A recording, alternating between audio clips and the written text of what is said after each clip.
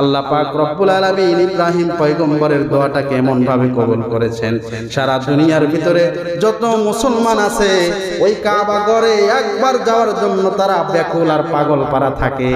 যারা একবার সেই কাবা ঘরে চলে যায়, একবার কাবা ঘরে গেলে, একবার মক্কা নগরীতে গেলে, ওই জায়গা থেকে যখন কোনো বান্দা দেশের দিকে ফিরে আসে, আসার পরে সেই জায়গার প্রতি বিতৃষ্ণা তৈরি হয় না, সেটার প্রতি অনাগ্রহ তৈরি হওয়া তো দূরের কথা, আল্লাহ পাক রব্বুল আলামিন ওই জায়গার ভিতরে এত আকর্ষণ তৈরি করে রেখেছেন, হাজিরা একবার হজ করে আসলে আরো দ্বিতীয়বার সেই কাবা ঘরে যাওয়ার জন্য মন চায়। প্রথমবার যেই পরিমাণ আগ্রহ, উদ্দীপনার আকর্ষণ ছিল, দ্বিতীয়বার তার অন্তরের ভিতরে আল্লাহ তাআলা দ্বিগুণ আকর্ষণ তৈরি করে দেয়। কোন সুবহানাল্লাহ। साहिल से लगा दे मेरे अश्कों का सफीना, साहिल से लगा दे मेरे अश्कों का सफीना, आँखों से दिखा दे मुझे मक्का व मदीना, आँखों से दिखा दे मुझे मक्का व मदीना।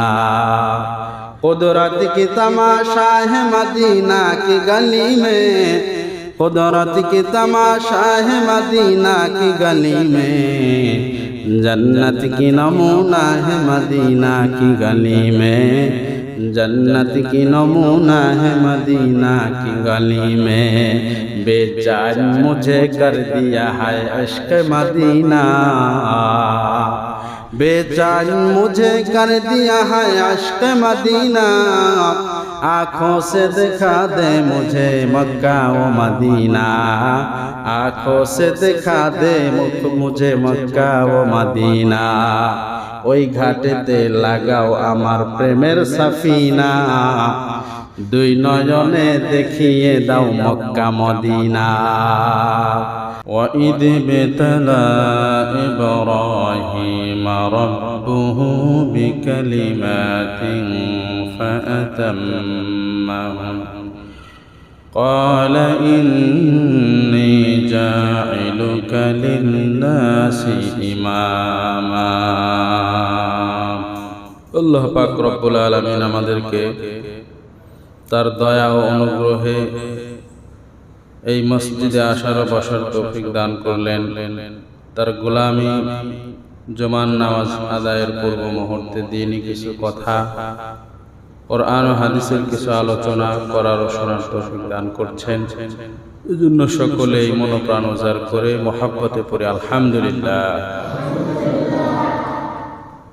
পৃথিবীর মধ্যে আল্লাহ পাক রব্বুল আলামিন নবী রাসূলগণকে পাঠিয়েছিলেন এবং ওই নবী রাসূলগণের উম্মত পাঠিয়েছিলেন। প্রত্যেকেরই যে ঈমান ছিল, ওই ঈমানি পরীক্ষাও আল্লাহ পাক রব্বুল আলামিন প্রত্যেকটা মানুষের কাছ থেকে নিয়েছেন, ঈমানদারের কাছ থেকে নিয়েছেন। কিয়ামত পর্যন্ত যত ঈমানদার এই পৃথিবীতে আসবে, প্রত্যেকের কাছ থেকেই ঈমানি পরীক্ষা আল্লাহ তাআলা নেবেন। তবে যার ঈমান যত বেশি, তার পরীক্ষা তত কঠিন হবে। যার যোগ্যতা যত বেশি, তার প্রশ্নপত্র পরীক্ষাও তত কঠিন হয়। ক্লাস 1-এ যে ব্যক্তি পড়ে, যে ছেলেটা পড়ে, তার প্রশ্নের মান আর যে এসএসসি পরীক্ষার্থী, তার প্রশ্নের মান কি এক না ভিন্ন? দুজনের প্রশ্নের মান এক নয়, দুজনের প্রশ্নের ভিতরে তফাৎ আছে। কেন? যোগ্যতা যেহেতু কম বেশি, এই জন্য প্রশ্নের মানের ভিতরে কম বেশি আছে। তো পৃথিবীতে আল্লাহ তাআলা যত মানব জাতি পাঠিয়েছেন, তার মধ্যে নবীদের ঈমান ছিল সবচাইতে পাওয়ারফুল এবং সবচাইতে বেশি মজবুত। এই জন্য নবীদের উপর সবচাইতে বেশি কঠিন কঠিন পরীক্ষা এসেছে তাদের সামনে। কিন্তু নবীগণকে যে পরীক্ষা করা হয়েছে, সেই সকল পরীক্ষায় তারা পাশ করেছেন, উত্তীর্ণ হয়েছেন। সকল নবীদের মধ্যে থেকে জাতির পিতা আমাদের যেই নবী ছিলেন, সেই নবীর নাম কি? হযরতে ইব্রাহিম আলাইহিস সালাতু ওয়াস সালাম। ওনাকেও আল্লাহ পাক রব্বুল আলামিন অনেকগুলো পরীক্ষা নিয়েছেন। আল্লাহ তাআলা পরীক্ষা নেওয়ার পরে রেজাল্টটাও কোরআনের ভিতরে আল্লাহ তাআলা প্রকাশ করেছেন।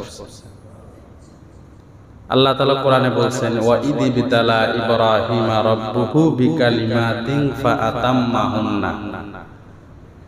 ইব্রাহিম পয়গম্বরকে অনেক বিষয় দিয়ে আল্লাহ তাআলা যখন পরীক্ষা করেছেন, সকল পরীক্ষায় ইব্রাহিম পয়গম্বর আমাদের জাতির পিতা 100-এ 100 পেয়ে পাশ করেছেন। কোন সুবহানাল্লাহ।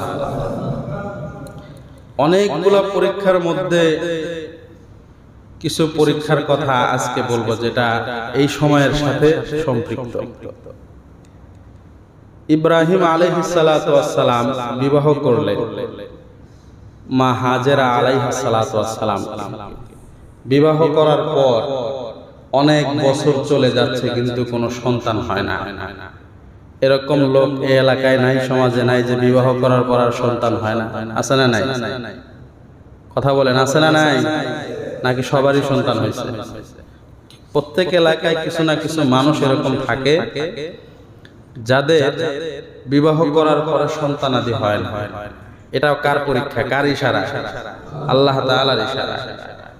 কারণ ছেলে সন্তান দেওয়ার মালিক হলেন কে? আল্লাহ। কোরআনের ভিতরে আল্লাহ তাআলা বলছেন এটা ওয়ায়াহাবু লিমান ইয়াশাউ ইনাসা ইয়াহাবু লিমান ইয়াশাউ ইনাসা ওয়া ইয়াহাবু লিমান ইয়াশাউ যুকুর।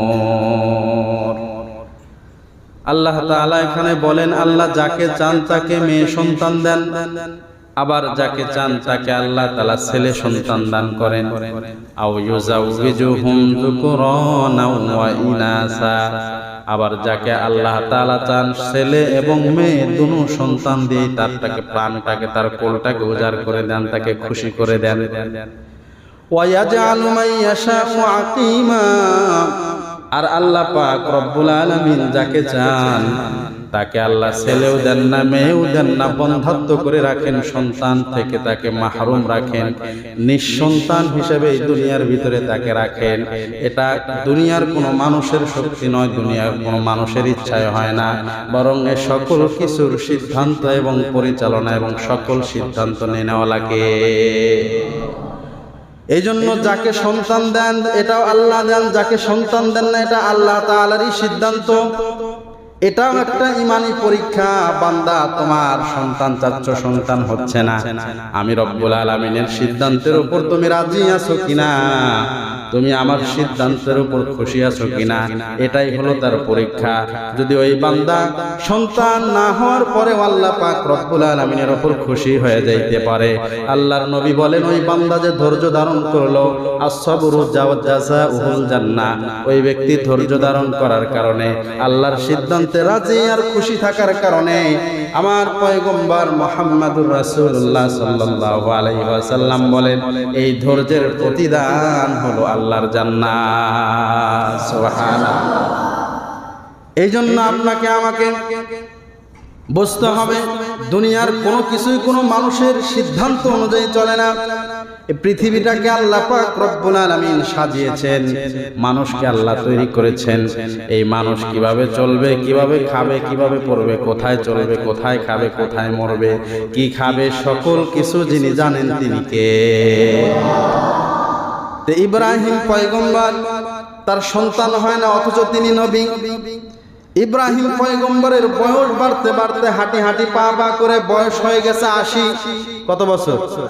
80 বছর যখন হয়ে গেল, ইব্রাহিম পয়গম্বরের মাথায় চিন্তা আসলো, হায় রে আমার তো সন্তান নাই, আমার যদি কোনো সন্তান থাকতো তাহলে আমি মৃত্যুবরণ করার পরে আমার আল্লাহ পাক রব্বুল আলামিনের দ্বীন, আমার রব্বুল আলামিনের সেই ইসলাম, আমার রব্বুল আলামিনের যেই দ্বীনের দাওয়াত, সেই দাওয়াতের কাজগুলো আমার অবর্তমানে আমার সন্তানটা করতে পারতো। কথা কোন ঠিক কিনা? এই চিন্তা মাথায় নিয়ে তার কিন্তু চিন্তা সন্তান হলে দ্বীনের সে দাওয়াত দিবে। এই চিন্তা করে ইব্রাহিম পয়গম্বর আল্লাহ পাক রব্বুল আলামিনের কাছে দোয়া করলেন, রব্বি হাবলি মিনাস সালিহিন, ওগো আল্লাহ আমাকে একটা নেককার ছেলে সন্তান দান করেন। এর মানে বোঝা গেল ছেলে সন্তান চাওয়া কামনা করা এটা পয়গম্বরী সুন্নত। ছেলে চাওয়া এটা কোনো নিষেধ নয়, আল্লাহর কাছে কোনো বান্দা যদি চাইতে পারে আল্লাহ আমাকে একটা নেককার ছেলে দান করেন, ছেলেও এটা আল্লাহর দান, মেয়েও এটা আল্লাহর দান।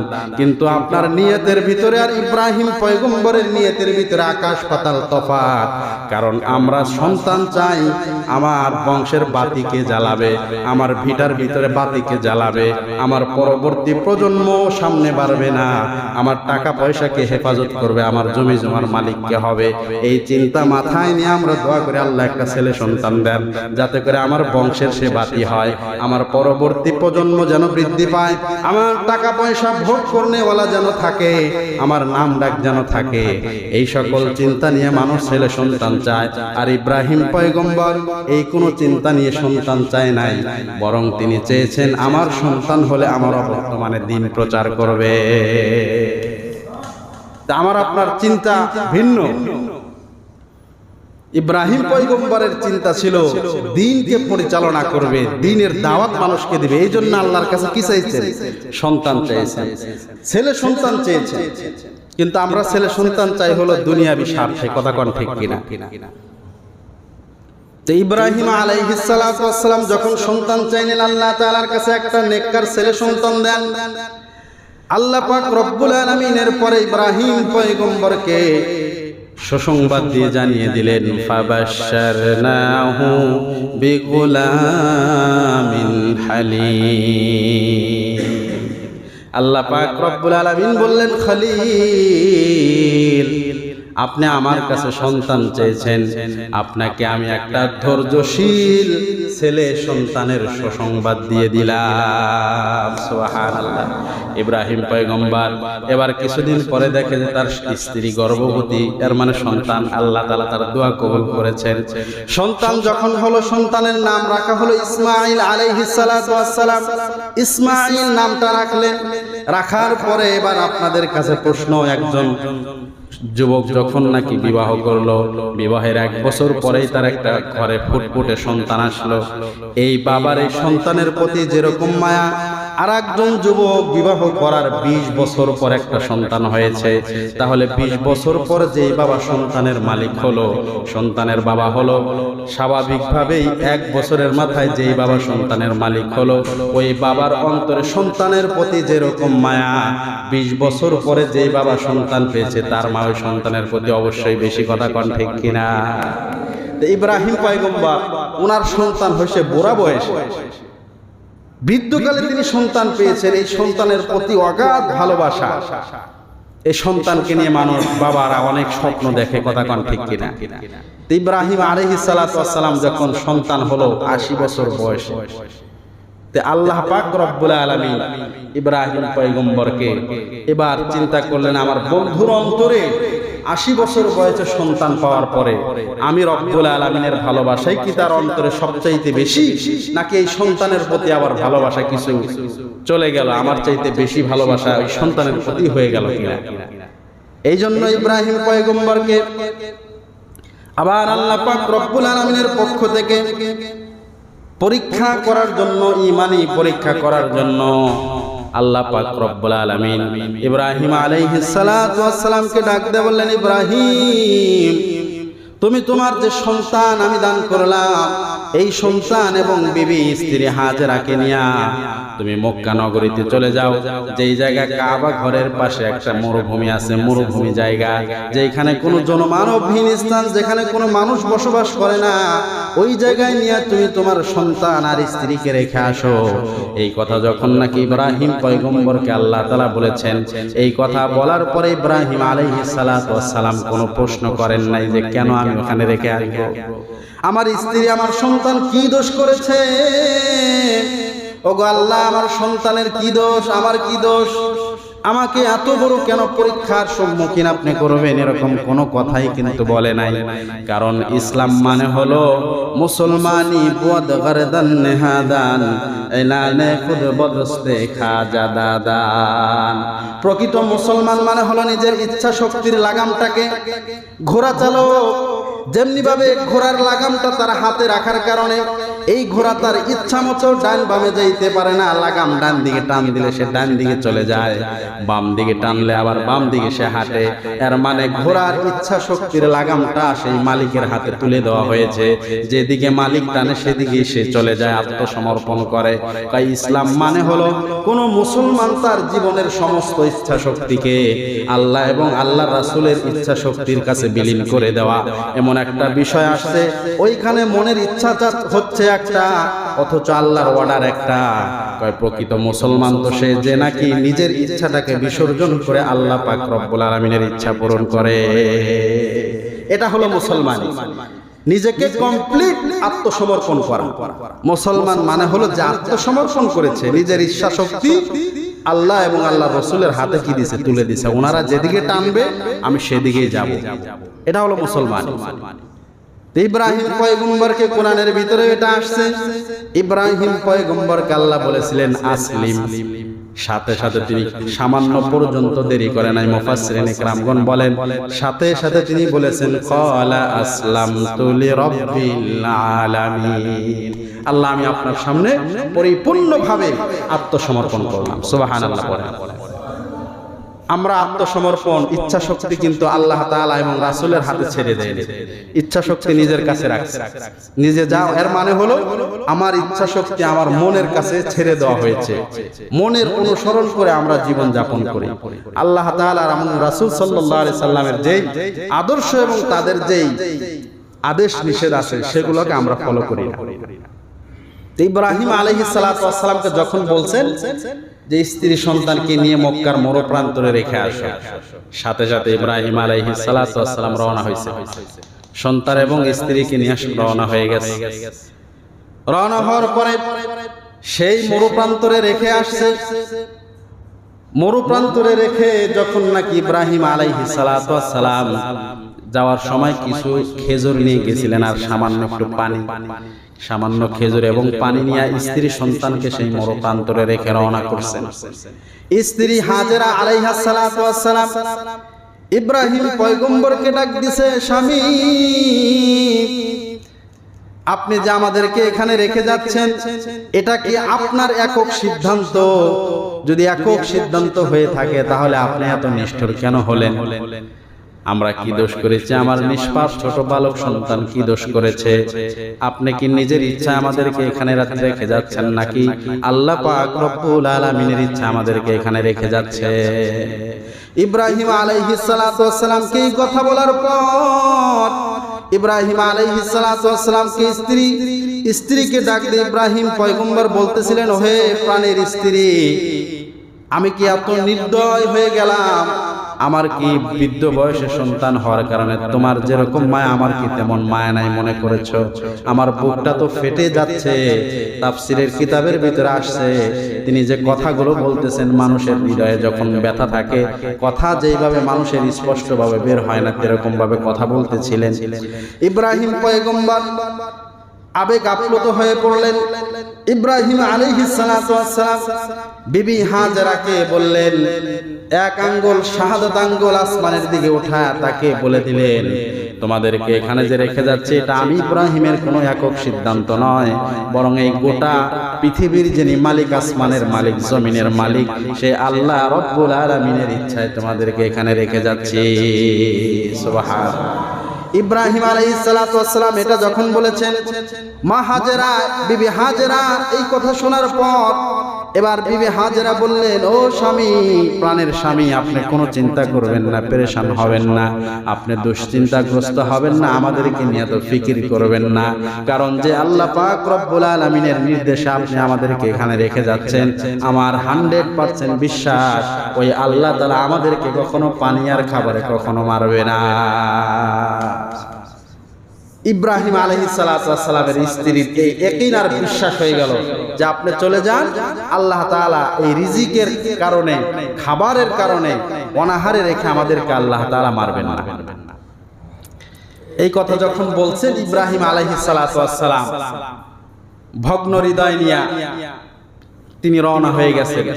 রওনা করছেন কিন্তু সামনের দিকে যাচ্ছে, পা হাঁটছে কিন্তু মন তো যাচ্ছে না। স্ত্রী সন্তানকে মরুপ্রান্তরে রেখে আসা কি চারটাখানি কথা? আমি আপনি যখন স্ত্রীকে নিয়ে কোনো জায়গা বেড়াইতে যাই, স্ট্যান্ডে রেখে একটু দুধ কিনতে যাব 5 মাইল দূরে, তাই তো ভয় লাগে, লাগে না? অথচ সেখানে মানব সকলেই বসবাস করে, মানুষজন আছে, তারপর সাহস হয় না যে না জানি কি হয়ে যাবে। অথচ মরুপ্রান্তর যেখানে কেউ নাই, জনবসতি নাই, ইব্রাহিম আলাইহিস সালাতু ওয়াস সালাম সামনে অগ্রসর হয়। সামনে গিয়া পাহাড়ের পাশে দাঁড়িয়ে আল্লাহ পাক রব্বুল আলামিনের কাছে ভগ্ন হৃদয় নিয়ে আল্লাহর কাছে একটা আবদার করছেন, দোয়া ধরছেন। আল্লাহ পাক রব্বুল আলামিনের কাছে তিনি ঘোষণা করছেন, আল্লাহর কাছে ব্যক্ত করছেন। কি কথাগুলো বলেছিলেন সেদিন, সেই কথাও কোরআনের ভিতরে আল্লাহ পাক রব্বুল আলামিন উঠিয়ে দিয়েছেন। ইব্রাহিম পয়গম্বর একটু সামনে অগ্রসর হয়ে পাহাড়ের আড়াল হয়ে তিনি আল্লাহর কাছে হাত তুলে বললেন, রব্বানা ইন্নী আসকানতু মিন যুররিয়াতি বিওয়াদিন গায়রি জি যারইন ইনদা বাইতিকাল মুহাররাম। আল্লাহ পাক রব্বুল আলামিনকে বললেন, ওগো আল্লাহ, আপনার নির্দেশে আমি আমার পরিবারকে এমন জায়গায় রেখে যাচ্ছি গো, যে জায়গায় কোনো মানুষ নাই, কোনো পানি নাই, কোনো খাবার নাই, এমন জায়গায় আমি আমার পরিবারকে রেখে গেলাম। ওগো আল্লাহ, তোমার কাবা ঘরের পাশে আমার এই পরিবার পরিজনকে রেখে গেলাম, কিন্তু রেখে গেলাম ঠিকই, কিন্তু আপনার কাছে আমার 3টা আবদার। কয়টা আবদার? 3টা আবদারের কথা কোরআনের ভিতরে আসছে। ইব্রাহিম পয়গম্বর বললেন, আল্লাহ, আপনার কাছে 3টা আবদার। 1 নম্বর আবদার হলো রব্বানা লিয়ুকিমুস সালাহ, হে আল্লাহ, আমার এই সন্তান, আমার এই পরিবার পরিজনকে এখানে রেখে গেলাম, আপনি তাদের মাধ্যমে নামাজ প্রতিষ্ঠা করে দিয়ে। সুবহানাল্লাহ। 1 নম্বর দোয়া করলেন তারা যেন নামাজ কায়েম করতে পারে। 2 নম্বর দোয়া করলেন, ওগো আল্লাহ, ফাজআল আফইদাতাম মিনান নাসি তাহবি ইলাইহিম। ওগো আল্লাহ, আমার এই সন্তান, আমার বিবি, তাদেরকে এখানে রেখে গেলাম, আপনি তাদের প্রতি মানুষদের আকর্ষণ তৈরি করে দেন। তারা যেই জায়গায়, যেই ঘরের কাছে আছে, সেই ঘরের প্রতি সারা পৃথিবীর মানুষের আকর্ষণ তৈরি করে দেন। আল্লাহ পাক রব্বুল আলামিন ইব্রাহিম পয়গম্বরের দোয়াটা কেমন ভাবে কবুল করেছেন। সারা দুনিয়ার ভিতরে যত মুসলমান আছে, ওই কাবা ঘরে একবার যাওয়ার জন্য তারা ব্যাকুল আর পাগল পারা থাকে। যারা একবার সেই কাবা ঘরে চলে যায়, একবার কাবা ঘরে গেলে, একবার মক্কা নগরীতে গেলে, ওই জায়গা থেকে যখন কোনো বান্দা দেশের দিকে ফিরে আসে, আসার পরে সেই জায়গার প্রতি বিতৃষ্ণা তৈরি হয় না, সেটার প্রতি অনাগ্রহ তৈরি হওয়া তো দূরের কথা, আল্লাহ পাক রব্বুল আলামিন ওই জায়গার ভিতরে এত আকর্ষণ তৈরি করে রেখেছেন। হাজিরা একবার হজ করে আসলে আরো দ্বিতীয়বার সেই কাবা ঘরে যাওয়ার জন্য মন চায়। প্রথমবার যেই পরিমাণ আগ্রহ, উদ্দীপনার আকর্ষণ ছিল, দ্বিতীয়বার তার অন্তরের ভিতরে আল্লাহ তাআলা দ্বিগুণ আকর্ষণ তৈরি করে দেয়। কোন সুবহানাল্লাহ। साहिल से लगा दे मेरे अश्को का सफीना, साहिल से लगा दे मेरे अश्को का सफीना, आँखों से दिखा दे मुझे मक्का व मदीना, आँखों से दिखा दे मुझे मक्का व मदीना। कुदरत की तमाशा है मदीना की गली में, कुदरत की तमाशा है मदीना की गली में, जन्नत की नमूना है मदीना की गली में, जन्नत की नमूना है मदीना की गली में। बेजान मुझे कर दिया है इश्क मदीना,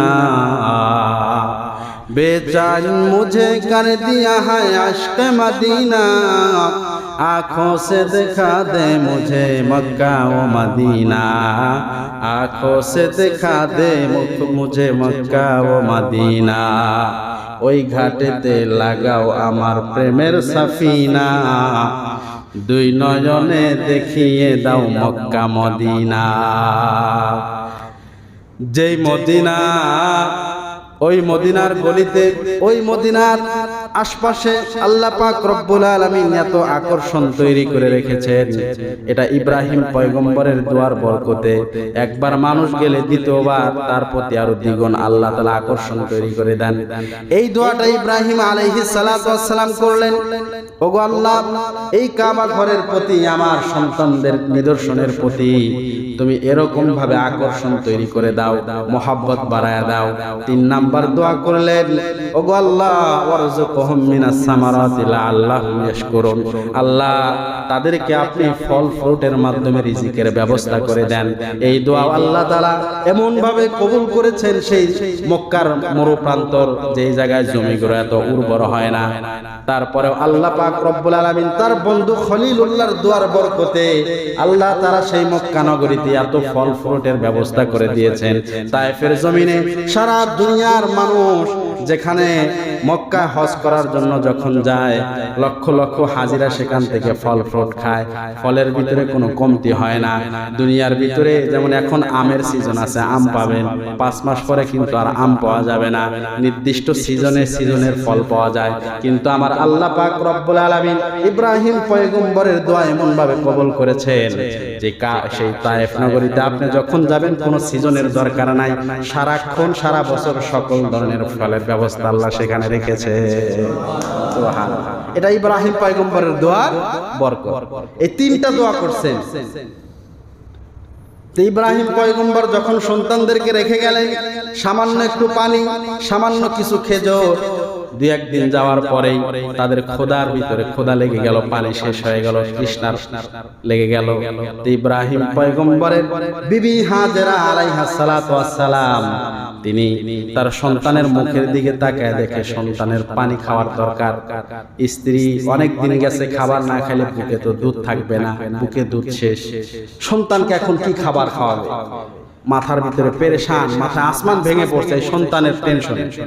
বিবি হাজেরা আলাইহিস সালাতু ওয়াস সালাম তিনি এই সন্তানের মুখে পানি তুলে দেওয়ার জন্য, সন্তান যেন তৃষ্ণায় মৃত্যুর কোলে ঢলে না পড়ে, এই জন্য তিনি এই সন্তানের পানির খোঁজের জন্য একবার তিনি সামনের দিকে অগ্রসর হন, দৌড়ান। রোদের কারণে বালু, মরুপ্রান্তর, বালুর ভিতরে তাকাইলে দেখা যায় মনে হয় যেন ওখানে কিছু পানি আছে, মরিচিকার মতো দেখা যায়, ওখানে মনে হচ্ছে পানি আছে। দৌড়িয়ে তিনি সামনের দিকে যান, ওই দিকে দেখা যায় সফা পাহাড়। এরপরে তিনি সেখান থেকে আবার পিছনের দিকে তাকান, দেখেন যে মারওয়া পাহাড়ের দিকে, ওই জায়গায় মনে হয় কিছু পানি আছে। এইবার এভাবে তিনি সফা এবং মারওয়া পাহাড়ে 7 বার চক্কর লাগায়। কতবার? 7 বার চক্কর লাগান। এই 7 বার চক্কর লাগানোর পরে তিনি একবার সন্তানকে, এই সফা মারওয়ার পাহাড়ের মাঝখানে এই সন্তান ছিল ইসমাঈল আলাইহিস সালাতু ওয়াস সালাম, তো ওই সন্তানের দিকে তাকিয়ে দেখে সন্তান, বাচ্চারা যখন তাকে শুয়ে রাখা হয় তারা পা কিন্তু নাড়াচাড়া করতে থাকে, পা নাড়াচাড়া করতে থাকে। বিবি হাজেরা আলাইহিস সালাতু ওয়াস সালাম সন্তানের দিকে তাকায় দেখেন সন্তান ইসমাঈল আলাইহিস সালাতু ওয়াস সালাম পা যে নাড়ানাড়ি করতেছিল, তার পায়ের গোড়ালি মাটির যেই স্থানে লেগেছিল সেই জায়গা থেকে আল্লাহ পাক রব্বুল আলামিন পানির ফোয়ারা জারি করে দিয়েছে। এবার বিবি হাজেরা দৌড়িয়ে আসলেন, আসার পরে পানিগুলো দেখা যাচ্ছে সব দিকে বেয়ে বেয়ে পড়তেছে, পানিগুলো এরকম ছড়িয়ে যাচ্ছে। এবার বিবি হাজেরা পানিগুলোকে আটকানোর জন্য চারদিকে পাথর দিয়ে পানিকে আটকানোর জন্য চেষ্টা করতেছিলেন। আর তখনকার সেই বিবি হাজেরা তাদের ভাষায় সে পানিকে আটকানোর জন্য বলতেছিল জমজম, মানে থাম থাম, পানি আর উঠিস না, পানি বেশি হয়ে গেলে তো পানি একদম সব কি হয়ে যাবে, নদী হয়ে যাবে। এই জন্য তিনি জমজম মানে হলো থাম, এই কথা বলেছিলেন হলো বিবি হাজেরা আলাইহাস সালাতু ওয়াস সালাম। এই জন্য আল্লাহ পাক রব্বুল আলামিন এই জমজম তিনি যে বলেছিলেন তার মুখ দিয়ে যে এই শব্দটা বের হয়ে গিয়েছিল, আল্লাহ তাআলা কিয়ামতের আগ পর্যন্ত এটাকে চিরস্মরণীয় করে রাখার জন্য এই কূপের এই নাম দিয়েছে আল্লাহ তাআলা জমজম। সুবহানাল্লাহ। শুধু তাই নয়, এই যে হাজেরা আলাইহাস সালাতু ওয়াস সালাম তিনি যে 7 বার সফা মারওয়ার মাঝখানে মাঝখানে দৌড়াদৌড়ি করলেন সন্তানের চিন্তায়, সন্তানের ভালোবাসায়। আল্লাহ তাআলার কাছে এই দৃশ্যটাও এত পছন্দনীয় হয়েছিল, এত পছন্দনীয় হয়েছিল, যার কারণে আল্লাহ পাক রব্বুল আলামিন কিয়ামত পর্যন্ত যত হাজিরা হজ করতে যাবে এই সাফা মারওয়ার পাহাড়ের মাঝখানে 7 বার চক্কর লাগানো হাজিদের উপর আল্লাহ ওয়াজিব করে দিয়েছে। সুবহানাল্লাহ। এটা আল্লাহর কাছে এত পছন্দনীয় হয়েছে। এই যে সন্তান, এই সন্তানকে আমরা এই যে কাবা ঘরে যখন নাকি তাওয়াফ করতে যাই, কাবা ঘরে যখন নাকি হজ করতে যাই, এই সব কিছু হজ এবং কুরবানি আপনি চিন্তা করে দেখেন পুরাটাই ইব্রাহিম আলাইহিস সালাতু ওয়াস সালাম ওনার পারিবারিক কেন্দ্রিক। কথা কোন ঠিক কিনা? ওনাদেরকে মাইনাস করে কি কুরবানি আর হজের কোনো ইতিহাস হইতে পারে, অস্তিত্ব হইতে পারে? হয় না। কুরবানি এবং হজ দুটোটা ইব্রাহিম আলাইহিস সালাতু ওয়াস সালামের বংশের সাথে সম্পৃক্ত, তার পারিবারিক ইসের সাথে সম্পৃক্ত। তো ইব্রাহিম আলাইহিস সালাতু ওয়াস সালাম এই পরীক্ষায় পাশ হয়ে গেলেন, সন্তানকে রেখে আসতে বলছেন, সন্তান রেখে আসছেন, কোন ধরনের কোন প্রশ্ন আল্লাহর কাছে করে নাই। অথচ আমাদের মনে কিন্তু সামান্য একটু আমাদের মনের বিরুদ্ধে গেলে আমাদের মনে প্রশ্ন ওঠে, যেমন বৃষ্টি এখন 3 দিন হবে লাগাতার, 4 দিন 5 দিন হইতে পারে, আমাদের মনে নানান প্রশ্ন হয়, আল্লাহ আপনি কেন দিচ্ছেন বৃষ্টি? কথা কোন ঠিক কিনা? আপনার বৃষ্টি দিচ্ছে এটা আমার আবার সহ্য হচ্ছে না, অথচ কত বড় সিদ্ধান্ত, তার বিরুদ্ধে সন্তানকে, স্ত্রীকে একদম জনমানবহীন স্থানে মরু প্রান্তরে রাখার অর্ডার করছেন। তিনি কোন ধরনের চুচারা করেন নাই, কোনো প্রশ্ন করেন নাই, কারণ ইমানদার কখনো আল্লাহ এবং রাসূলের সিদ্ধান্তের উপর কোনো প্রশ্ন করতে পারে না। তাহলে বোঝা গেল সে খাঁটি, এখন পর্যন্ত পরিপূর্ণ মুসলমান হতে পারে না। মুসলমান মানেই হলো 100% আত্মসমর্পণ করা আল্লাহ এবং আল্লাহ রাসূলের সামনে। তো ইব্রাহিম আলাইহিস সালাতু ওয়াস সালাম এই পরীক্ষায় পাশ হলেন, মানে আল্লাহ চিন্তা করতেছিলেন যে আমার ইব্রাহিমের অন্তরে সন্তানের প্রতি কি বেশি ভালোবাসা হয়ে গেল নাকি, দেখি তার সন্তানকে দূরে রাখতে বললে এই সন্তানকে দূরে রাখার করা সিদ্ধান্ত দেওয়ার কারণে, আদেশ করার কারণে আমার আদেশের বেশি গুরুত্ব দেয় নাকি ওই সন্তানের ভালোবাসা আমার আদেশকে উপেক্ষা করে। ইব্রাহিম পয়গম্বর তার সন্তান এবং স্ত্রীকে সাথে সাথে মরুপ্রান্তরে রেখে দিয়ে আল্লাহ তাআলার কাছে প্রমাণ করে দিলেন, মাবুদ আমার অন্তরের ভিতরে অন্য কোনো মাখলুকের ভালোবাসা এত নাই যত ভালোবাসা আপনার জন্য রয়েছে। সুবহানাল্লাহ। এখানেই শেষ নয়, এই সন্তান যখন নাকি হাঁটি হাঁটি পা করে বড় হয়ে গেল, হাঁটা চলার যখন বয়স হলো, মুফাসসিরিনে কেরামগণ লেখেন যখন নাকি ইসমাইল পয়গম্বরের বয়স হলো 7 বছর। কয় বছর? কোরআনুল কারীমের ভিতরে আল্লাহ পাক রব্বুল আলামিন বলেছেন, ফালাম্মা বালাগা মাআহুস সা'য়া ক্বালা ইয়া বুনাইয়া ইন্নী আরা ফিল মানামি আন্নী আযবাহুক ফানজুর মাযা তারা ক্বালা ইয়া আবাতি ফাআল মা তু'মার সাতাজিদুনি ইনশাআল্লাহু মিনাস সাবিরিন। আল্লাহু আকবার পড়েন। আল্লাহ পাক রব্বুল আলামিন এই জায়গার ভিতরে ইব্রাহিম এবং ইসমাইল পয়গম্বরের যার একটা পরীক্ষার কথা সেখানে উল্লেখ করেছেন। ইব্রাহিম আলাইহিস সালাতু ওয়াস সালামের সন্তান যখন নাকি হাঁটা চলার বয়স তার হলো, মুফাসসিরিন কিরামগণ বলেছেন 7 বছর বয়স যখন হলো, ওই সময় সন্তানের প্রতি কিন্তু মায়া আরো বেশি কাজ করে। সন্তান যখন কেবল মুখের ভিতরে ভাষা ফোটে, মুখ দিয়ে কথা ফোটে, তখন সন্তান যখন বাবাকে আব্বু বলে ডাকে, কিছু আনার জন্য আবদার করে, আমাদের কিন্তু ওই টাইমে সন্তানের প্রতি বেশি ভালোবাসা কাজ করে। কথা কোন ঠিক কিনা? সন্তান যখন কথা বলে, হাঁটা চলা করে, বাবার সাথে দুষ্টামি করে, কিছু আবদার করে, এটা পূরণ করার ভিতরে কেমন যেন একটা আনন্দ লুকায়িত থাকে। কথা কোন ঠিক কিনা? সন্তান কিছু চেয়েছে, ওই সন্তানের জন্য কিছু যদি না দিতে পারি, ওই জিনিসটা যারা বাবা আছে বলেন অস্থির লাগে কিনা? খারাপ লাগে না? অবশ্যই খারাপ লাগে। যারা বাবা হন নাই তাদের এটা বোঝানো সম্ভব না। তো ইব্রাহিম আলাইহিস সালাতু ওয়াস সালামের সন্তানের বয়স 7, হাঁটি হাঁটি সন্তানকে নিয়ে হাঁটে, কাঁধে তোলে, সন্তানকে মাথায় তুলে রাখে, সন্তানকে নিয়ে নাড়াচাড়া করে, হাঁটাহাঁটি করে, দৌড়াদৌড়ি করে।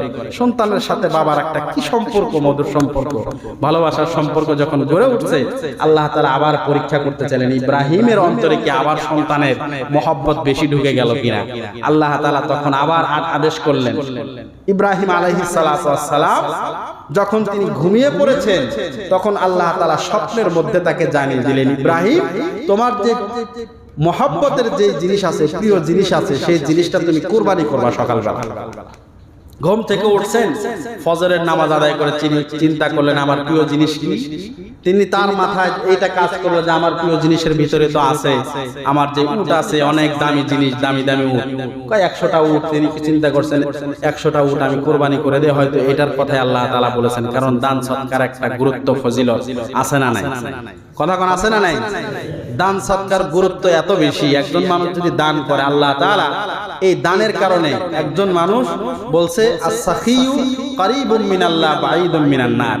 দানশীল ব্যক্তি সে যদিও একটু পাপাচার করে, গুনাহ করে, কিন্তু সেই ব্যক্তিকে আল্লাহ কিয়ামতের দিন জাহান্নাম থেকে অনেক দূরে রাখবেন, নিজের কাছাকাছি রাখবেন। সুবহানাল্লাহ।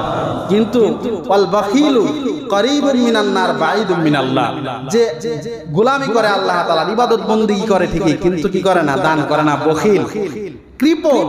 1 টাকা আল্লাহ তাআলা তো বলে নাই তোমার 10 টাকা ইনকাম বেটা তুমি 8 টাকা দান করে, এটা বলছে? বলে নাই। তোমার সামর্থ্য অনুযায়ী তুমি দাও, হালকা দাও, সমস্যা নাই। কিন্তু এই দানশীলতার গুণটা এত সুন্দর যে আল্লাহ কিয়ামতের দিন দানশীল ব্যক্তিদেরকে কাছাকাছি বসাবে, কাছাকাছি রাখবে। আর যারা বখিল হবে, যত ইবাদত বندگی গুজার হোক না কেন, ওদের যদি কৃপণতার যদি মন মানসিকতা থাকে, দানশীলতার অভ্যাস না থাকে, আল্লাহ তাদেরকে দূরে রাখবেন, জাহান্নামের কাছে রাখবেন, নিজের থেকে দূরে রাখবেন। এটা কি সৌভাগ্য? সৌভাগ্য না। দানশীলতার অভ্যাস করা, দানশীলতার প্রতি নিজেদের হাত বাড়ানো। আল্লাহ তৌফিক দান করুন সকলে, সকলে বলেন আমিন। তো বলতেছিলাম ইব্রাহিম আলাইহিস সালাতু ওয়াস সালাম ওনাকে যখন এই অর্ডার করলেন তোমার প্রিয় বস্তু কোরবানি করো, প্রিয় বস্তু তুমি দান করো, কোরবানি করো, উৎসর্গ করো, তখন তিনি চিন্তা করলেন 100 উট সকালে উঠে জবাই দিয়ে দিয়েছেন। আবার ঘুমাইছেন, দ্বিতীয় দিন আবার একই অর্ডার, কোরবানি করো প্রিয় বস্তু। আবার দ্বিতীয় দিন সকালবেলা উঠে আবার কি করছেন? 100টা উট কোরবানি করছেন। তৃতীয় দিন আবার দেখছেন একই অর্ডার, তৃতীয় দিনে তিনি কি করছেন? 100টা উট কোরবানি করে দিয়েছেন। যখন আল্লাহ তাআলা দেখলেন বন্ধু আমার বুঝতেছে না আমি আসলে কি চাই, কথা কোন ঠিক কিনা, যদি 100 উট কোরবানি করাই আমার মাকসাদ হতো, আল্লাহ তাআলার মাকসাদ হতো, তাহলে তো প্রথম দিন কোরবানি করার পরে আর দ্বিতীয় দিন এই কথা বলার কথা না, কথা কোন ঠিক কিনা। ইব্রাহিম পয়গম্বরকে এবার আল্লাহ পাক রব্বুল আলামিন সরাসরি স্বপ্নে দেখালেন যে ইব্রাহিম পয়গম্বর নিজের সন্তানকে ছুরির নিচে দিয়ে সন্তানকে তিনি জবাই দিচ্ছে। এইটা স্বপ্নে আল্লাহ দেখালেন। কি স্বপ্নে দেখছেন? এটা কোরআনের ভিতরে আল্লাহ বলতেছে যে ইব্রাহিম পয়গম্বর সকালবেলা উঠে ইসমাইলকে ডাকছে, সন্তানকে, সন্তান এদিকে আসো, ইন্নী আরাফিল মানাম, আমি তো স্বপ্নে দেখলাম আজকে, আন্নী আযবাহুকা, আমি তোমাকে জবাই দিচ্ছি, ফানজুর মাজা তারা, হে আমার কলিজার টুকরা সন্তান, এবার তুমি ভেবেচিন্তে দেখো তোমার কি রায়, তোমার কি সিদ্ধান্ত, তুমি এই সিদ্ধান্তে রাজি আছো কিনা। এই কথা যদি আমাদের কোনো বাবারা সন্তানকে এই কথা বলে, কি বলবে? তোমার স্বপ্ন টপ্ন রাখো তো, কি দেখছো, পাগলের মতো হয়ে গেছো নাকি, তোর মাথা ঠিক আছে? এই ধরনের কথা বলবে কি বলবে না? বলবে যে আব্বা পাগল হয়ে গেছে, আব্বাকে পাবনা পাঠানো হোক, এই কথাই বলবে। কিন্তু ইসমাইল আলাইহিস সালাতু ওয়াস সালাম নবীর ঘরে নবী, তিনিও তো নবী হবেন। আল্লাহ পাক রব্বুল আলামিন যখন এই স্বপ্ন দেখালেন, ইব্রাহিম পয়গম্বর স্বপ্নের কথা সন্তানকে জানালেন, সাথে সাথে কোনো চিন্তা ভাবনা করলেন না, সাথে সাথে ইসমাইল পয়গম্বর বললেন, ক্বালা ইয়া আবাতি ফাআল মা তুমার, ওগো আমার বাবা, ও প্রিয় বাবা, আপনি আল্লাহ পাক রব্বুল আলামিনের পক্ষ থেকে যে বিষয় আদিষ্ট হয়েছেন, আল্লাহ আপনাকে যে অর্ডার করেছেন আপনি সেটা পালন করুন, আপনার আল্লাহর অর্ডারটাকে আপনি বাস্তবায়ন করুন। সাতাজিদুনি ইনশাআল্লাহু মিনাস সাবিরিন, অবশ্যই আপনি আমাকে ধৈর্যশীলদের অন্তর্ভুক্ত পাবেন। মানে কি ও বাবা, আপনি আপনার স্বপ্নটাকে বাস্তবায়ন করতে গিয়া আমাকে যখন নিচে শোয়াবেন, আমি কিন্তু তখন নিচ থেকে ছুরির নিচ থেকে দৌড় দিয়া পালাবো না, বরং আল্লাহর হুকুম আপনি পালন করবেন, সেখানে আমি ধৈর্যশীলের পরিচয় দিয়ে সেখানে শুয়ে থাকবো। সুবহানাল্লাহ। ইব্রাহিম আলাইহিস সালাতু ওয়াস সালাম এই কথা যখন শুনলেন সন্তানের পক্ষ থেকে, সন্তান এক পায়ে দাঁড়া, কোনো সমস্যা নাই, এবার বিবি হাজেরাকে লক্ষ্য করে বললেন, সন্তানকে একটু সাজায় দাও, সন্তানকে নিয়ে যাই।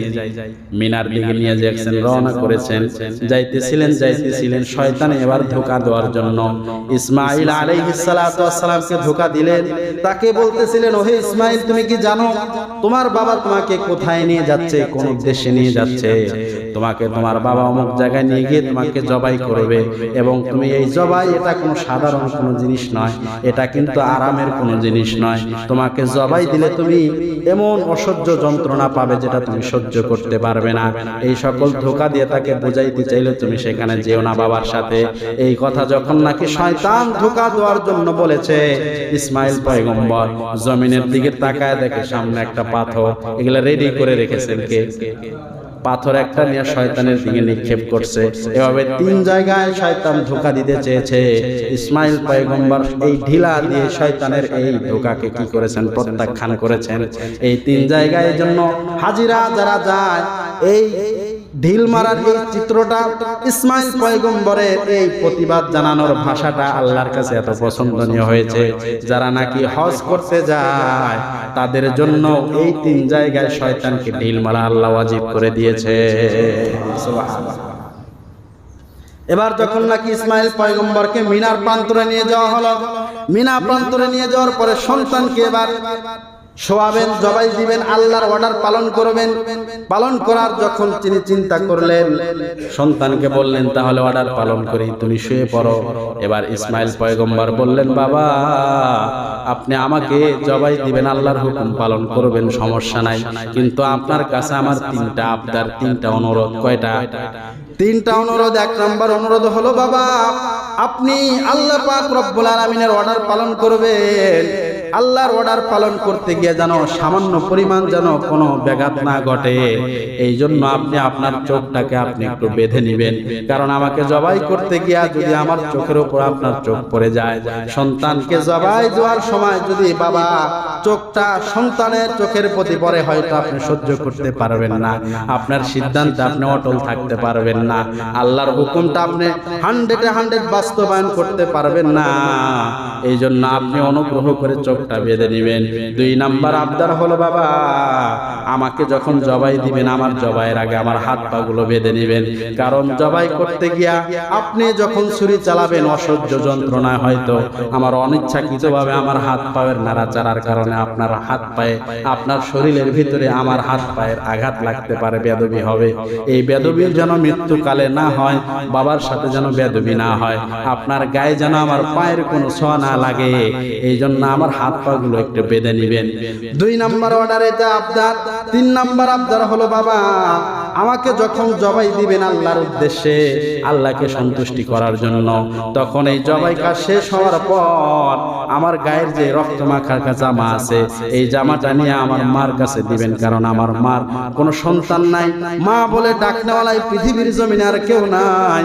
আমার মা যখন নাকি সন্তান হারা হবে, আমার কথা যখন মনে করবে, অন্তত পক্ষে আমাকে না পেয়ে জামাটাও যদি পায়, তাহলে একটু হলেও তার কষ্টটা লাঘব হবে, কমে যাবে। এই জন্য আমার এই রক্ত মাখা জামাটা আপনি আমার মাকে দিয়ে বলবেন, সবর করতে থাকো, জান্নাতের সিঁড়িতে তোমার সন্তানের সাথে দেখা হয়ে যাবে। এই 3টা আবদার যখন জানানোর পরে ইব্রাহিম পয়গম্বর যখন সন্তানকে বাঁধার জন্য রেডি হলেন, বাঁধতে চাইলেন, এবার সন্তান ইসমাইল আলাইহিস সালাতু ওয়াস সালাম আবার বললেন, বাবা আমাকে বাঁধবেন না, আমাকে বাঁধার দরকার নাই। ইব্রাহিম পয়গম্বর বললেন, সন্তান একটু আগেই তো বলছিলা, আবদার করছিলা যে তোমার হাত পাও যেন বেঁধে নেওয়া হয়, এখন আবার কেন বাঁধতে নিষেধ করো? এবার ইসমাইল আলাইহিস সালাতু ওয়াস সালাম বলতেছিলেন, বাবা আমাকে যদি বেঁধে এই দুনিয়ার ভিতরে জবাই দেওয়া হয়, কিয়ামতের দিন প্রশ্ন উঠতে পারে। দুনিয়ার ভিতরে ইসমাইল রাজি ছিল না আল্লাহর হুকুমে, যার কারণে জোর করে জবাই করে হয়তো তাকে হাত পা বেঁধে জবাই দেওয়া হয়েছে। কিয়ামতের দিন যেন কেউ প্রশ্ন এটা করতে না পারে, এই জন্য আমার হাত পাও বাঁধার দরকার নাই। আপনি আমাকে ধৈর্যশীল পাবেন, হাত পাও না বাঁধলেও আমি ধৈর্য ধারণ করে হাত পাও জমিয়ে থাকবো, আমি নাড়াচাড়া করবো না। সুবহানাল্লাহ। এবার যখন নাকি ইব্রাহিম পয়গম্বর সন্তানকে জবাই দেওয়ার জন্য রেডি হলেন, সন্তানের গলায় ছুরি চালান, ছুরি চালাইতেছেন, কিন্তু এই ছুরির প্রতি আল্লাহর অর্ডার হয়ে গেছে। এই ছুরি ইব্রাহিম পয়গম্বরের ছুরিটা ইসমাইল পয়গম্বরের গলার মাংস কাটা তো দূরের কথা, একটা পশম পর্যন্ত সে কাটতে পারে না। ইব্রাহিম পয়গম্বর রাগ হয়ে গেল, জবাই করে সন্তানের গলায় ছুরি চালায়, কিন্তু ছুরি দিয়ে কোনো কাজ হয় না, অকেজো। ইব্রাহিম পয়গম্বর রাগ করে ছুরিকে পাশে যে একটা পাথর আছে ওই দিকে ছুঁড়ে মারলেন। ছুঁড়ে মারার সাথে সাথে ইব্রাহিম পয়গম্বর দেখেন এই ছুরিটা পাথরের কাছে, পাথরের উপর লাগার সাথে সাথে পাথরটা সাথে সাথে দ্বিখণ্ড হয়ে গেছে। এবার ইব্রাহিম পয়গম্বর বলতেছে, রে ছুরি, তুমি কি তোমার শক্তি হারায় ফেলেছো নাকি? পাথর খণ্ড কাটতে পারো, এই পাথর খণ্ডের চাইতে কি আমার সন্তানের গলা তোমার কাছে শক্ত মনে হয়? এবার আল্লাহ পাক রব্বুল আলামিন সেই ছুরির জবানটাও খুলে দিলেন। সব পারে আল্লাহ পাক রব্বুল আলামিন সমস্ত জড় পদার্থকে কি করতে পারে? কথা বলাইতে পারে। পারে কি পারে না? কাদেরে কুদরত দারি হারজে খাহি আকুনি মুর্দারা তো জান বখশি জিন্দারা বেজাকুনি। আল্লাহ পাক রব্বুল আলামিন ছুরির জবান খুলে দিল। ছুরি এবার বলতেছিল, পয়গম্বর খলিলুল্লাহ, আপনি যে আল্লাহর প্রেমে পড়েছেন আমিও ওই আল্লাহরই প্রেমে পড়েছি। যে আল্লাহর হুকুম পালন করার জন্য আপনি ব্যাকুল হয়ে গিয়েছেন, আপনার সন্তানের গলা কাটার জন্য পাগল হয়ে গিয়েছেন, আমিও সেই আল্লাহ পাক রব্বুল আলামিনের অর্ডার পালন করার জন্যই ব্যস্ত আছি। কারণ আমার আল্লাহ আমাকে অর্ডার দিয়েছে, ছুরিরে দুনিয়ার সব কিছু কাটতে পারলেও আমার ইসমাইলের শরীর তো দূরের কথা, পশমটা কাটতে পারবি না। আপনি আপনার ভালোবাসার পরিচয় দিচ্ছেন, আমিও আমার রবের ভালোবাসায় পরিচয় দিচ্ছি। এশকর খেলা চলতেছে। সুবহানাল্লাহ। আল্লাহ পাক রব্বুল আলামিন তাফসীরের কিতাবের ভিতরে আসছে, এই যে ইব্রাহিম আলাইহিস সালাতু ওয়াস সালাম সন্তানকে জবাই দিবেন, এই চিত্রটা পৃথিবীর জমিনে, পৃথিবী সৃষ্টি হওয়ার পর থেকে ইব্রাহিম পয়গম্বরের ওই টাইম পর্যন্ত এরকম কোনো ঘটনা পৃথিবীর জমিনে একটাও ঘটে নাই। এই জন্য লক্ষ লক্ষ কোটি কোটি ফেরেশতারা এই দৃশ্যগুলো দেখার জন্য আসমান থেকে নেমে সেই দৃশ্য দেখতেছিল। যেখানে কি হচ্ছে এরকম ঘটনা তো এর আগে কখনোই তারা দেখেন না, যার কারণে তারা সকল এরকম ফেরেশতারা এই দৃশ্য দেখতেছিল। আল্লাহ পাক রব্বুল আলামিন জিবরাইল আলাইহিস সালাতু ওয়াস সালামকে ডাকলেন, জিবরাইল, এই পৃথিবীর জমিনে কি হচ্ছে দেখো। ইব্রাহিম আমার অর্ডার পালন করার জন্য সন্তানকে জবাই করতে পর্যন্ত রাজি হয়ে গেছে। আমার উদ্দেশ্য তো পিতার ছুরির মাধ্যমে সন্তানের গলা কাটা নয়, আমার উদ্দেশ্য তো সন্তান পিতার হাতে জবাই হয়ে যাক, এটা আমার উদ্দেশ্য নয়। আমার উদ্দেশ্য ছিল আমার ইব্রাহিম দুনিয়ার সমস্ত কিছুর মায়া ত্যাগ করে আমি রব্বুল আলামিনের অর্ডার ফরমান, আমার আদেশটা তার কাছে সবচেয়ে বেশি গুরুত্ব কিনা, আমার অর্ডার পালন করতে গিয়ে দুনিয়ার সব কিছুকে উপেক্ষা করতে রাজি আছে কিনা, সেটা তো বাস্তবায়ন হয়ে গেছে, সেটার প্রমাণ সে দিয়ে দিয়েছে। ওগো জিবরাইল, যাও যাও, জান্নাত থেকে একটা দুম্বা নিয়ে যাও, আমার ইব্রাহিম পয়গম্বরের শরীর নিচে ইসমাইলকে সরায়া দুম্বাটা শোয়া দাও। এই শোয়া দিতে দেরি হয়ে যখন নাকি দুম্বাটা নিয়ে আসতেছিল, নিয়ে আসার সময় ইসমাইল আলাইহিস সালাতু ওয়াস সালাম তো নিচে আসে, চেষ্টা করতেছে, কাটে না। এবার জিবরাইল আলাইহিস সালাতু ওয়াস সালাম আসমান দিয়ে যখন নাকি জান্নাতি সেই দুম্বাটা নিয়ে আসতেছিলেন, আসার সময় তিনি একটা তাকবীর দিলেন, আল্লাহু আকবার, আল্লাহু আকবার। এই তাকবীর যখন দিয়েছেন, এই তাকবীরের ধ্বনি কুদরতি ভাবে ইব্রাহিম পয়গম্বরের কান পর্যন্ত পৌঁছে দিয়েছেন কে? আল্লাহ পাক রব্বুল আলামিন। এবার ইব্রাহিম পয়গম্বর আকাশের দিকে তাকায় বলতেছিলেন আল্লাহু আকবার, আল্লাহু আকবার। এটা যখন জিবরাইল আমিন বলেছে, এরপরে ইব্রাহিম আলাইহিস সালাতু ওয়াস সালাম বললেন লা ইলাহা ইল্লাল্লাহু আল্লাহু আকবার।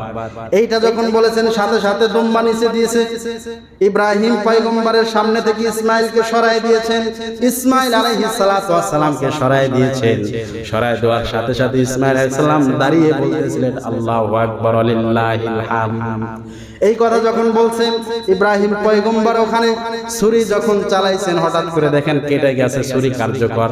নিচে তাকায় দেখে সন্তান কাটে নাই, কেটেছে হলো জান্নাতি দুম্বা।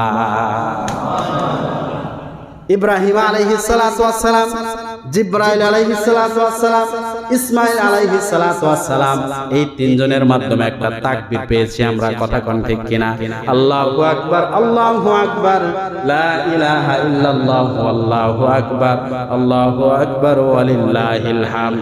এই তাকবীরটা, এই দৃশ্যটা আল্লাহ পাক রব্বুল আলামিনের কাছে এত পছন্দনীয় হয়েছে, শুধু হাজিরা নয়, সারা পৃথিবীতে যত মুসলমান বাস করে 9 জিলহজ থেকে 13 জিলহজ আসর নামাজ পর্যন্ত একবার করে অন্তত প্রত্যেক নামাজের পরে তাকবীর পড়া ওয়াজিব করে দিয়েছে। সুবহানাল্লাহ। 23 ওয়াক্ত নামাজে এই তাকবীরে তাশরিক আপনাকে আমাকে পড়তে হবে। 9 জিলহজ আরাফার দিন, ওই দিন আমরা রোজা রাখার চেষ্টা করব সবাই ইনশাআল্লাহ, রোজাও রাখবো। এবং 9 জিলহজ থেকে 13 জিলহজ আসর নামাজ পর্যন্ত 23 ওয়াক্ত নামাজে এই আপনার তাকবীরে তাশরিক আমরা দেব। এটা পড়া কি সকলের জন্য ওয়াজিব। পুরুষ যারা আছে জোরে পড়বে আওয়াজ দিয়ে, মহিলারা যারা আছে তারা আস্তে আওয়াজে পড়বে। কিন্তু কয়বার? 23 ওয়াক্ত নামাজে আপনাদের 4-5 দিন পড়তে হবে। তো আল্লাহ পাক রব্বুল আলামিন এই যে ইব্রাহিম আলাইহিস সালাতু ওয়াস সালামের এই যে তার কাছ থেকে যে জিনিসগুলো চাচ্ছেন ওটাই কিন্তু পাচ্ছেন। অর্থাৎ ইব্রাহিম পয়গম্বর ওনার অন্তরটা প্রস্তুত কিনা, দুনিয়ার সমস্ত কিছুকে উপেক্ষা করে আল্লাহর অর্ডারই তার কাছে সবচেয়ে বেশি গুরুত্ব কিনা, এটা প্রমাণ করার জন্য এই কুরবানির আদেশ দিয়েছেন। কথা কোন ঠিক কিনা?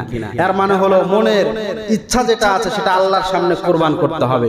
শুধু পশু যদি কাটলাম কিন্তু মনের ভিতরে যে পশু আছে সেটাকে বসায় রাখলাম, এই কুরবানি শুধুমাত্র গোশত খাওয়া, এটা উৎসব হবে, এই কুরবানি থেকে কোনো শিক্ষা হবে না। কথা কোন ঠিক কিনা? আমি আপনি কুরবানি করব, গোশত খাইলে আপনি রক্ত পড়লো জমিনে, চামড়াটাও বিক্রি করে আমি আপনি আত্মীয় স্বজনকে দিয়ে দিলাম, আল্লাহকে কি দিলেন? আল্লাহ কি পাইলো? আল্লাহ বলেন লা ইয়ানালাল্লাহু লুহুমুহা ওয়ালা দিমাউহা ওয়ালাকিন ইয়ানালুহুত তাকওয়া মিনকুম। তোমাদের গোশত রক্ত পশুর কোনো কিছু আমার কাছে পৌঁছে না, আমার কাছে পৌঁছে হলো তোমাদের অন্তরের তাকওয়া, যে আমার ভয়ে দুনিয়ার সমস্ত কিছু থেকে, গুনাহের কাছ থেকে তোমরা বেঁচে থাকতে পারো কিনা, দুনিয়ার সমস্ত কিছুর চাইতে আমার অর্ডার তোমার কাছে সবচেয়ে গুরুত্বপূর্ণ কিনা। আমরা তো এখন এমন সমাজে বসবাস করি, আমাদের কাছে এখন দলের চাইতে ধর্মের চাইতে দলের দাম অনেকের কাছে বেশি, নবীর চাইতে নেতার দাম অনেকের কাছে বেশি। কথা কোন ঠিক কিনা? এটা দিলে পরিপূর্ণ মুসলমান হতে এখনো পারি না। আল্লাহ তাআলা আমাদের সকলকে এই কুরবানির ইতিহাস থেকে আমাদের অন্তরের মনের পশুকে কুরবানি করে নিজেদেরকে পরিপূর্ণভাবে আল্লাহর সামনে আত্মসমর্পণ করার তৌফিক দান করে। সকলে পড়েন আমিন।